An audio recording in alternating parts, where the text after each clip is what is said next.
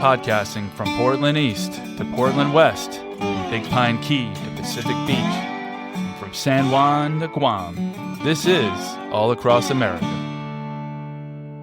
Dave, welcome to the show. Great, thank you. Thanks for having me here. Yeah. Thanks for the tour. I mean, it's quite a facility. Yeah, thank you. Thank you very much. It's great to have you. So tell us what you do. What this facility is. Well, what we do, we're a commercial elevator. We're part of a co-op system. We take dry edible beans, pinto beans, and Great Northern beans from the local growers.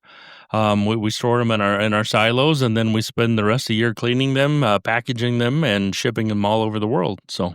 Wow. And what is the harvest season we were talking earlier? And basically encompasses the month of September. You know, sometimes depending on growing conditions and when the timing of planting. But basically, beans are a 90-day crop, so it takes from planting to harvest about 90 days. So yeah, typically the month of September, and sometimes it'll bleed over into October a little bit. So what's the life cycle? I mean, right now it's Friday the 13th of June. That's right. Eerie. so that 90-day cycle is kind of starting June, basically right around now, I guess? So mid-September, the beans are planted today. So typically, then mid-September. And everybody has a little bit of a different harvest program. Some guys go out and they mechanically cut the beans to speed up the ripening process. So the beans start turning, they start dropping their leaves, they start turning yellow instead of green. So we have some growers that are pretty early. They go out, they see them, and they go out with what's called a bean cutter, and they cuts them off from the ground, puts them in a windrow, and then within 3 or 4 days, they're ready to combine. Then there's some of the people that are a little more proactive. They wait until the plant really desiccates itself. So again, their program might be 110 days from actual planting to harvest because they wait till the plant itself is very ripe. They would go and do the same cutting process, but then they may only have to let them lay a day or two. Okay. So it just depends. Everyone kind of has a little different program, a little bit different process they follow, but that's typically 90 days is pretty close. So. I guess that works for you. You wouldn't want everybody coming on the exact same exactly. day. and every year is different. And when I started this business, and I kind of thought, the people told me that, and every year is different. I thought, really, can it be that different? But really it is. Yeah. It's weather plays a lot to do with it. Right now we're a little delayed on planting. We're a little behind, but we had a lot of showers about every 3-4 days around Memorial Day, different things. So guys couldn't get in the field, and which is good. We were very dry, so the rain was very welcome, but kind of delayed some of the bean planting. So again, harvest, instead of starting on the 25th of August, might be September 5th this year or something. Sure. So okay. Just delays things and depend on the weather, different things too. Sometimes harvest gets bunched up, and we may take a lot of harvest in a 2-week period. We just have trucks lined up, and we're dumping trucks and going 100 miles an hour. And sometimes it's just kind of a slow and steady. Yeah. So again, every year's different, But for the most part, September's back to school season. Yeah, September is Don't plan anything.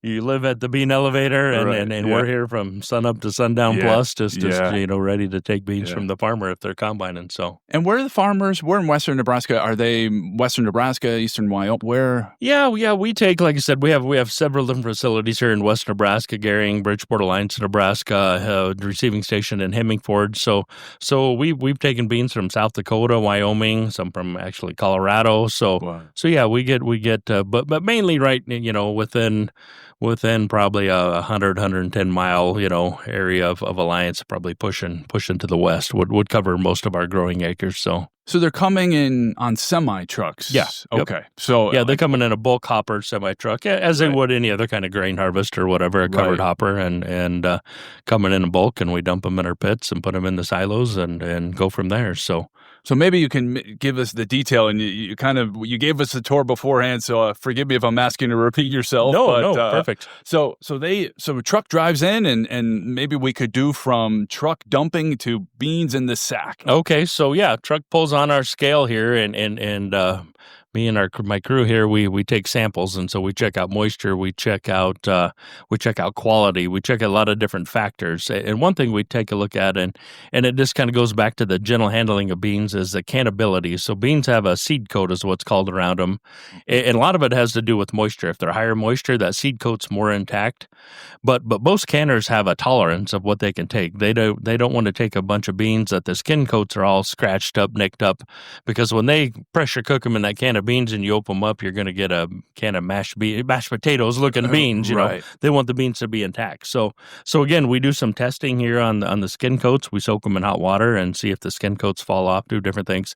So then we decide which one of our silos they're going to go into. So then that truck will move over to the dump pit. We inform the crew outside that, hey, this truck's going to what bin it's going to, and it goes through a series of belts and a small pre-cleaning system that takes the dirt and some of the trash out, and it goes to that bin. So, and it goes up the conveyor belt, from left to right. I mean, left to right, and then depending on which segment they're kind of built in 4 bin segments. Yeah. So then each segment has a vindicator, so they can run it from the ground and they can decide the spout which bin that spout's at, or if the spout's going to go on to the next set of bins. Sure. So it can keep going on down the line, or it can go in the very first bin it hits to, depending on how they have everything lined up. So. And when you say bin, silo, interchangeable. Yeah, bin silos. I mean, depending on what part of the country you're from, they're called different things. You know, kind of tomato. You know. Right. And there are 14 of them. Some have grain, some have beans. Actually, no, we have 18 that are just for beans. Wow. Okay. The 4 over there that, like I said, those are the ones that we work with the local co-op too, and they put corn and wheat in them depending on their needs. But we have 18 that are just designed for beans. Another thing that's different from a bean bin from our bean silo from a grain silo is, you know, if you're wheat and corn, you're not so worried about gentle handling. You know, if that bin's 75 feet tall, you leg it up and it just falls to the ground. Right. But with beans, you don't want to turn whole beans into splits, so they have what's called a bean ladder.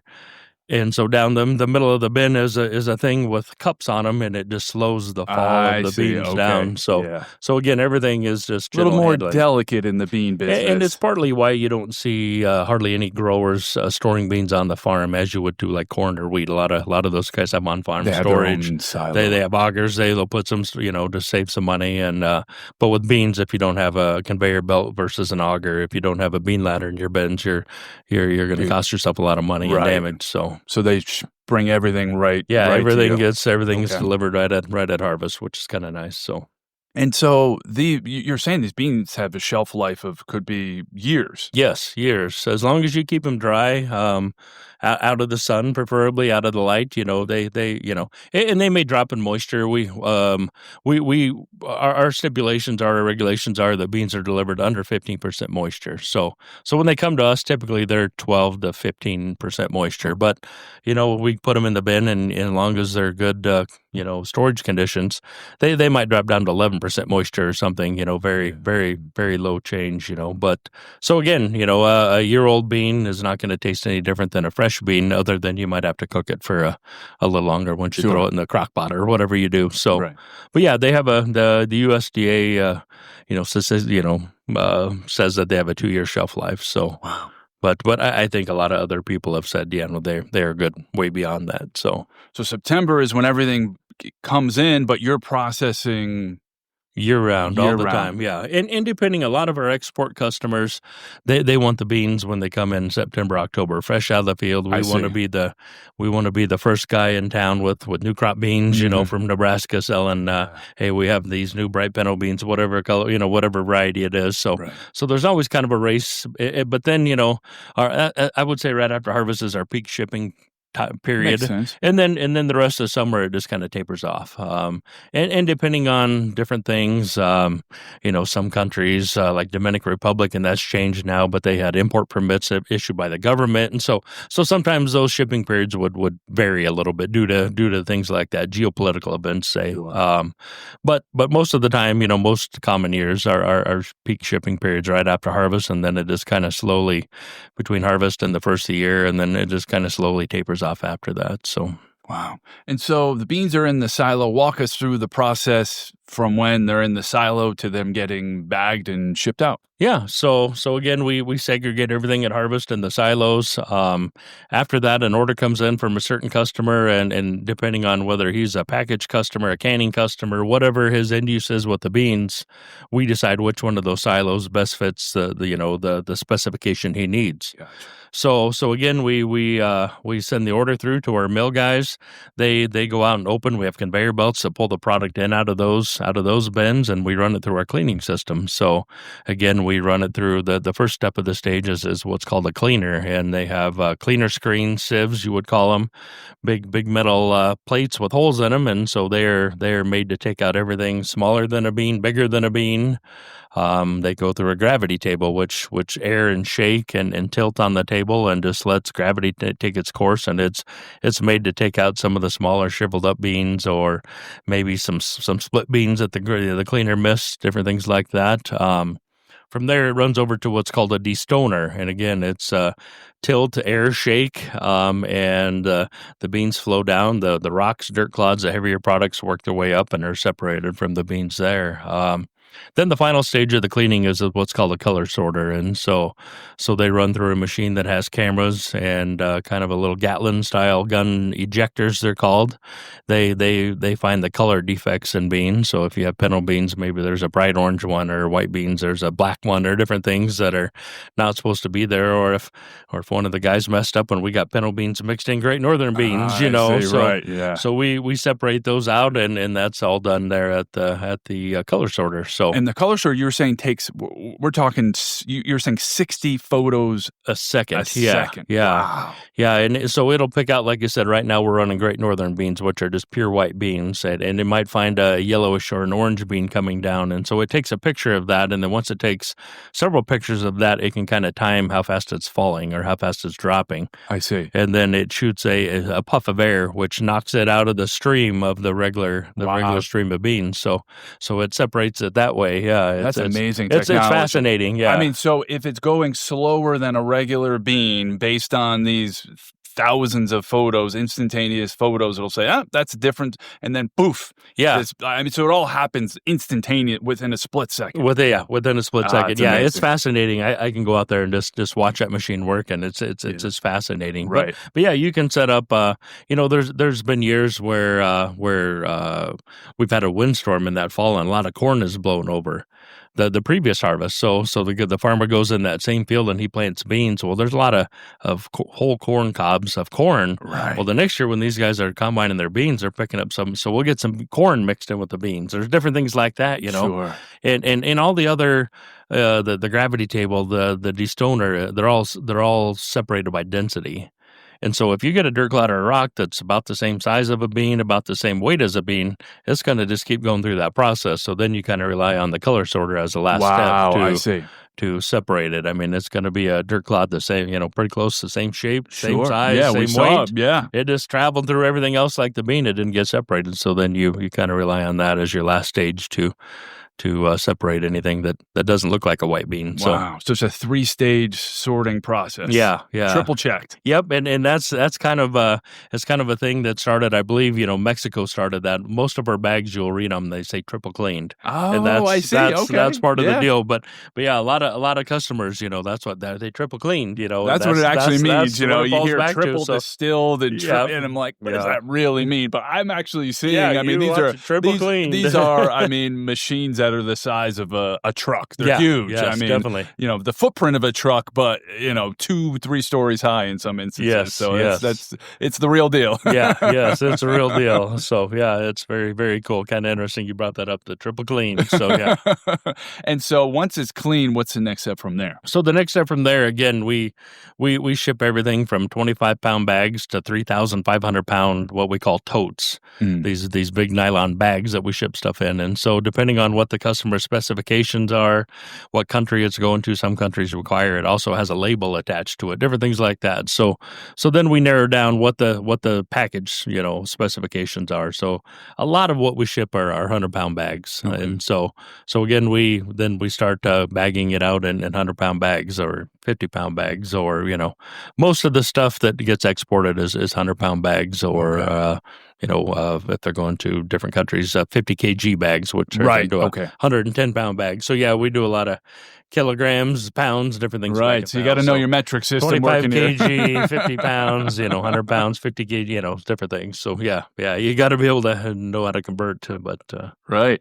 And you all are you're bagging them for these companies, so you're using their branded bags and shipping it to them, and they're basically just selling it. Yes, a lot of our customers have their own branded bags. However, we do have a New Alliance bag. So if it's a customer that doesn't have their own branded bag, or a lot of these customers, the bag we ship it in isn't going to be the final package. I see. So Okay. so if they're a packager, they're going to put it in the little 1 pound clear, 2 pound clear package you're going to see on the grocery store shelf. Right. You're not going to buy 100. So the tote that we send them, or the 100-pound bag, they're just using that as just a transportation vehicle to get the product to them. Okay. They're going to open those bags and dump it in their hopper once they get there, that then packages it into the final package. Gotcha. Or same with a canner. If they're going to can them, like I said, they're going to take the packages.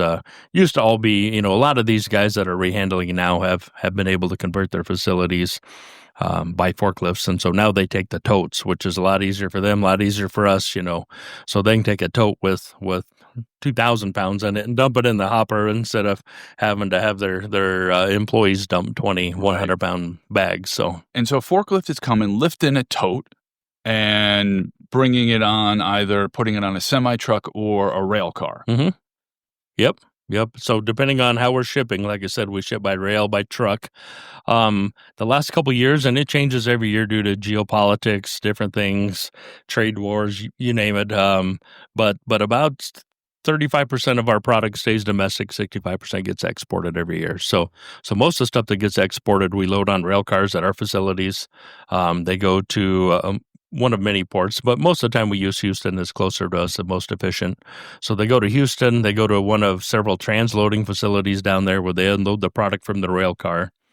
Most of the time we load 4 20-foot shipping containers of product in one rail car. So they will unload the rail car, stuff that product into 4 20-foot shipping containers, and then it gets transferred to the port and stuck on the ship and going wherever it's going. Wow. So, and wherever it's going, I mean, I'm just looking at a map here. You've got flags on countries, Europe, the Middle East, of course, Central and South America.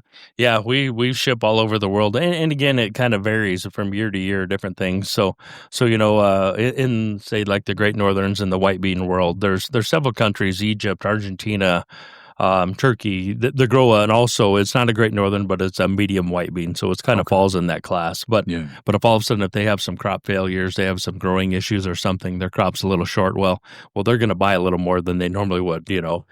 Some years they might have a really great crop, they don't buy anything at all. So that channel is always changing, but it's just staying ahead of that is a challenge sometimes. So you process Great Northern and pinto beans. What do they use for? And for some of the discarded or split beans, can you talk a little bit about that? Yeah. So a lot of the whole beans, pinto beans, are used in all kinds of things. Dominican Republic is a huge buyer of our pinto beans in this area, and so again, that country is relatively pretty poor compared to us. So they don't eat hamburgers and steak and different things. They eat pinto beans, they eat rice. That's their main source. They'll eat a little bit of chicken, but yeah, that's a protein source, and unfortunately, that's kind of the bad name that beans have gotten is that's a poor people's food, and so it's but truly it's a lot of our consumers are to countries where people can't afford to eat, that's their cheapest form of protein, so they eat beans, but again they're eating all kinds of dishes. They cook them with different kinds of sauces and different things, but white beans are a little bit different.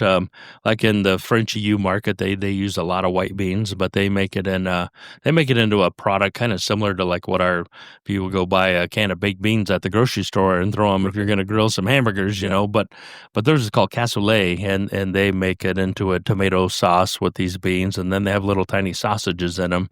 Traditionally, they're made by duck. They're duck sausages, but that is a highly sounds really good. Yeah, it's a highly consumed product over there, and so a lot of the stuff going to the EU ends up in this cassoulet canned product. But over into like UK and different things, they beans and toast. Beans on toast, of Beans course. on toast. Yeah. So, It's like so again, unfortunately, I think the last time they did a survey or did the kind of check the numbers, the U.S. a U.S.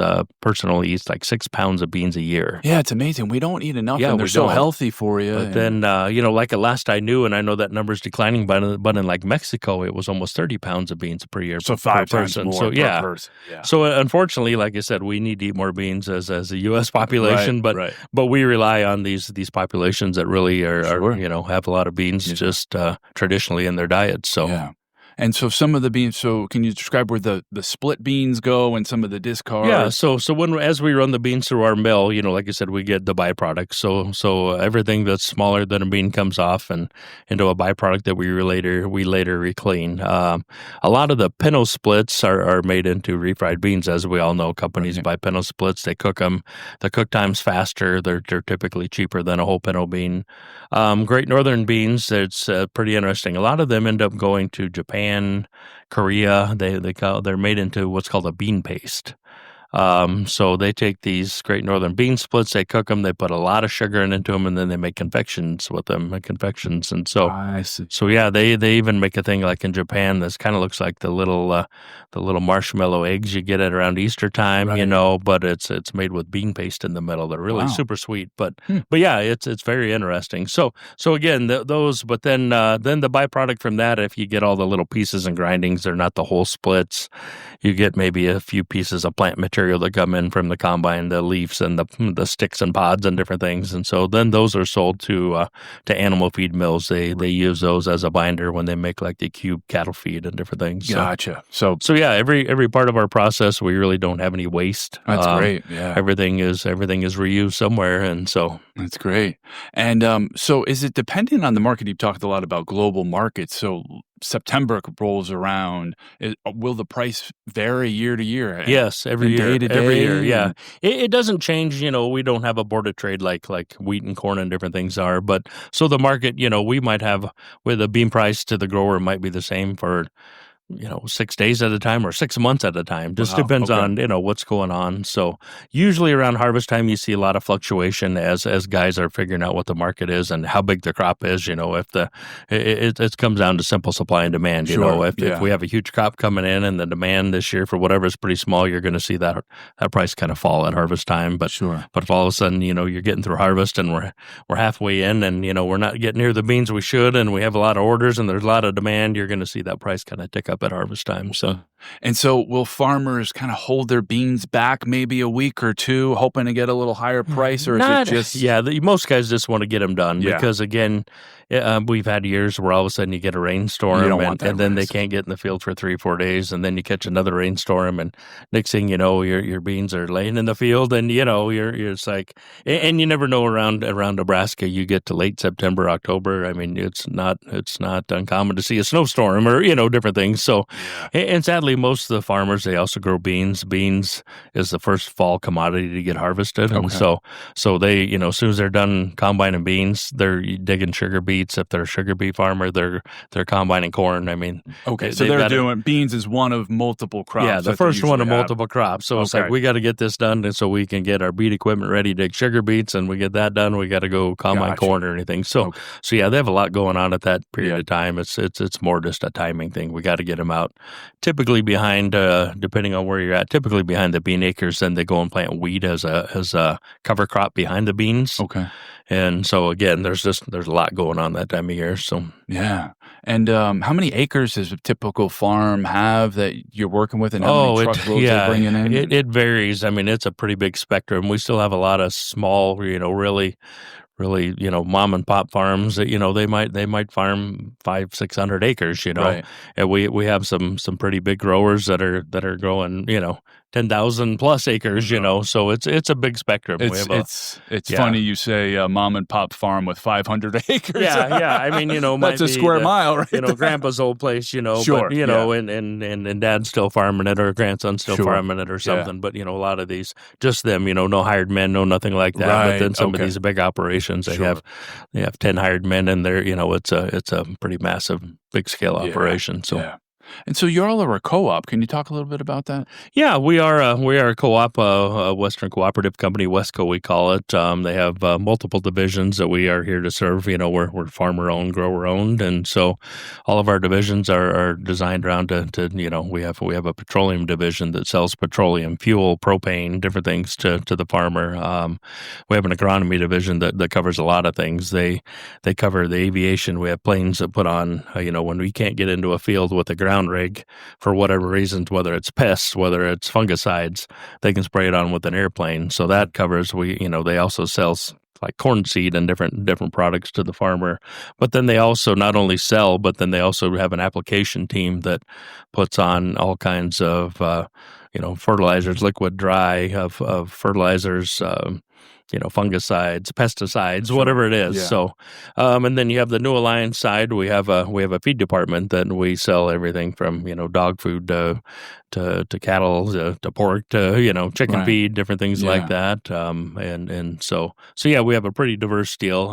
Again, we're farmer owned, so we've been very successful over the years. We were founded in 1942, and if we make money, we give it back in the form of a dividend to the growers. And Wow. so Okay. so unlike a lot of the other, bean companies of our competitors, that's one added thing we have is that if we're Wow. profitable, at the end of the fiscal year, once they tally up our year and figure out how we did, then we share it back with the That's great. the farmers that own us. Yeah. So yeah, And how many farmers own the company? that's a good question. I don't know that right offhand, but it's thousands. It's a lot. Yeah. Okay. And are the people that are the growers, the farmers that are bringing in the beans, they're part owners? Yeah, they're the owners. Yeah, Wow. correct. Okay. Correct. So. Wow. And in speaking of numbers, you were calculating how many pounds of beans you have at this facility. Yeah, it's about 50 million pounds of beans that we can store. We have the storage for, and so again, that's one nice thing. We have a little different vision, a little different than maybe some of our competitors, but because we're owned by the farmer, I mean that's what we're here to do is serve the farmers. So Sure. so we want to make sure if we have a big crop, we're able to hold it. We don't have to try to say, hey, sorry, farmer, we can't, we don't have room for your beans this year. We're full. So all of our facilities, we have a lot of storage compared to probably our competition to other bean elevators, just to be able to, if needed be able to take a big crop and put it in a bin. And so how did you get into the bean business? Well, like I said, this facility here was built in 1983, and see, the co-op always owned the property, but they had leased the facility out to another group who wanted to run the bean business, so they kind of so much as leased it or whatever from the co-op. But then after several years, and they kind of had some pretty tough years back in those days, the co-op actually took it over and made it one of its divisions. And but again, it's just because of this small pocket we live in. Beans are one of the commonly grown. It's part of a lot of the farmers' rotation of so again, as being farmer owned and trying here to serve the farmers, that's kind of what they decided at that time, that we needed to be in the bean business. So.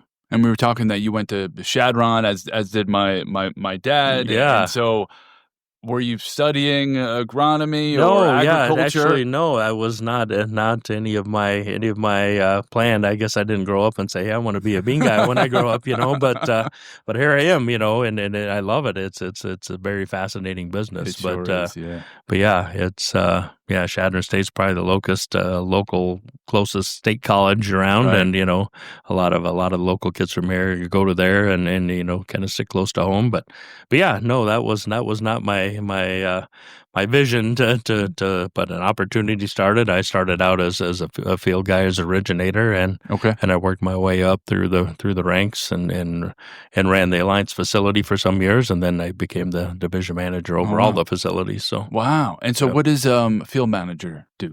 Well, they take care of the grower, just the grower relations. They deal with all the growers as far as helping them make their decisions of what to plant, how many acres, seed varieties. They're the ones that are kind of the front line for the growers and all their communication. So they're traveling to the farms. Yep. Yeah. So, right now, like I said, we're just kind of finishing up bean planting right now. Okay. And so the next 3 months, they will spend a lot of time just out in the fields with the farmers, helping them, find bug issues, disease issues, different things like that, kind of field scouting. Okay. And more or less just customer service with the farmers. Okay. Yeah. Wow. Wow, because over 3 months, you've gotta, Yeah, thing yeah, 3 anything could months, and happen. yeah, we put things in the bin, and then we kinda start the process all over again, and, shortly after harvest, guys are already starting to make their decisions about what they're gonna plant next year, and Wow, yeah. so it's yeah, it's just kind of a big process, and it makes its course, so. And so where other places in the country grow? Mentioned North Dakota's a big bean Yeah, North producer. Dakota is the number one bean growing state in the U.S. They grow a lot of pinto beans. They're the number one grower of pinto beans. They grow from 5 to 6 times the amount of pinto beans grown in Nebraska in this area. They have a lot of acres, a lot of bean acres up Yeah. there. The only difference is that most of the acres up there is a little bit of a few pockets that are irrigated, but everything up there is rain fed acres. So the yields are quite a bit different than here. They might be able to. Their average yield up there might be 17 or 18,000 pounds an acre, where here we might be 27,000 pounds an acre. So Wow. And why is that? just the irrigation. Right. So and different soil types, different climates, but mainly just the irrigation. So with the pivots, they can put on water whenever they want when they need it. If we have a super hot year, a lot of guys they'll run the pivot around pretty quickly just to cool the beans off more than anything. But Gotcha. but when you're dealing with rain-fed acres or dry land, we call it, yeah, you You're get up rain Mother when Nature. yeah, Mother Nature gives Yeah. you rain when you want it, and or not when you want it, but when you're going to get it. So Yeah. And, what's a good climate for growing? Obviously here, but yeah, where they don't typically like a lot of high, I would say high humidity areas. That just kind of brings on a lot of disease that comes in beans are more bacterial and different things, and so kind of the drier climate is more. But again, North Dakota is a big one. They grow pinto beans, they grow navy beans.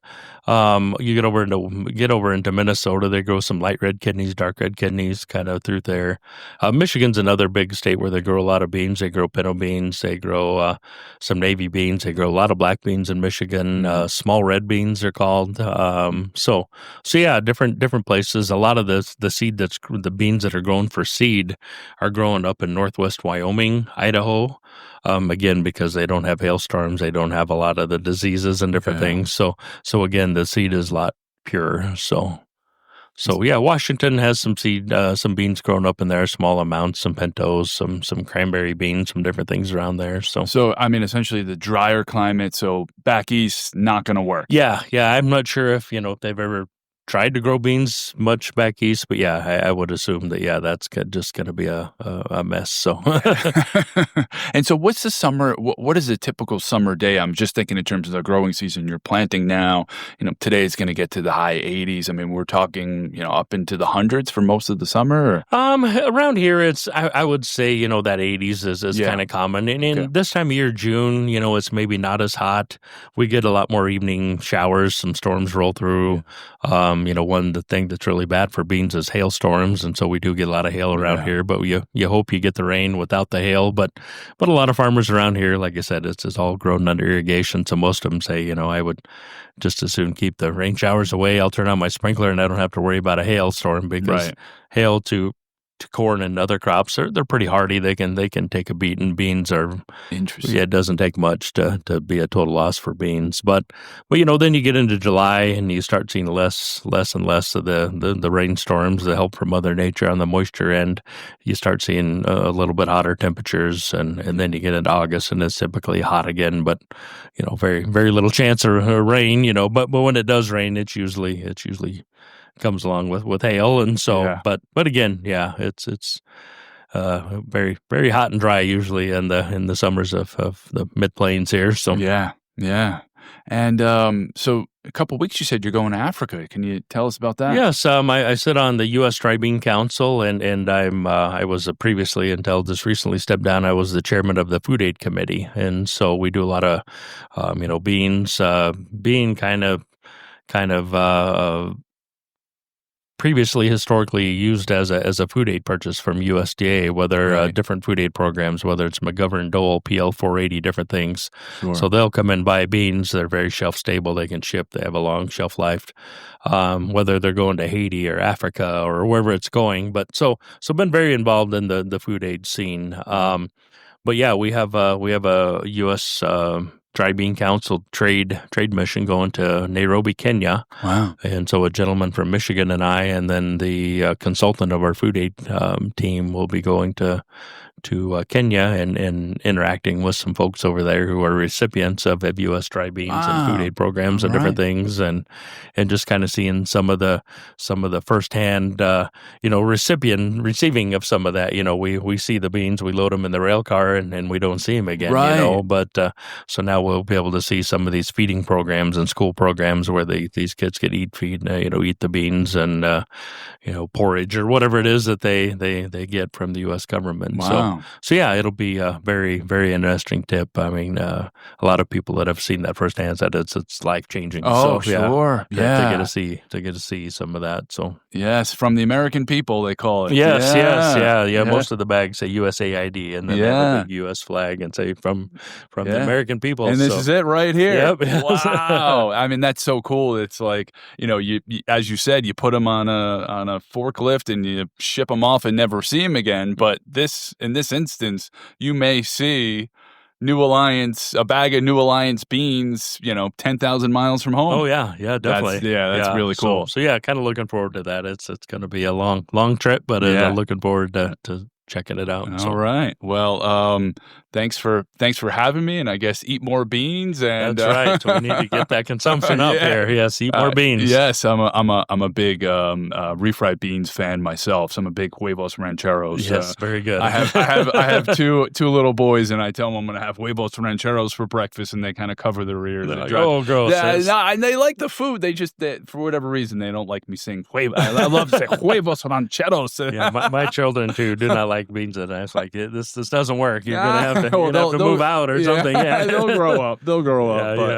Well, of course, there's plenty of the other protein here in Nebraska, which is beef, and it's the place. So. Beef and beans. Yeah, we have a program in the fall. They kind of put together. It was a beef beans and bluegrass or something. Oh, wow, they had some bands and great. promote the beef industry, the bean industry. It was great. Pretty cool. So. That's great. Well, thanks again. Appreciate it, Dave. Yes, thanks for coming. Right. Appreciate it.